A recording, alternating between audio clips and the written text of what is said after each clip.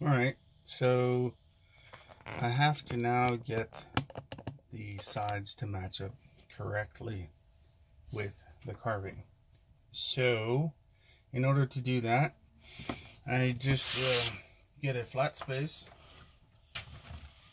and I use this as a base because this is about the same size as the amount that I left over for the back side.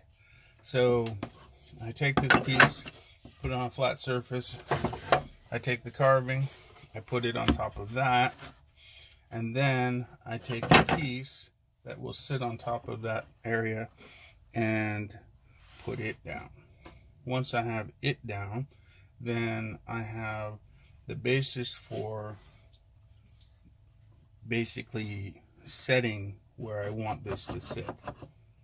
And once that's in place, then I determine, more or less where I want it. What I did was I left an inch on each side, but everything is a little bit different when you're working it to the tolerance that you want. So where does it sit best, and where do you really want it? Plus, is there enough room on the edge to work with when you're dialing it in? So at this stage, I think it sits pretty well right here. So I'm going to make my marks. Need a pencil, and I really just make a mark right on the edge, leaving a little bit of leeway there so that I can play with it.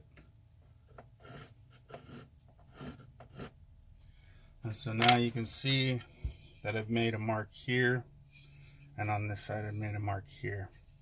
So this was about 1/8 of an inch from the edge. This is right on the edge. So when I get it over to the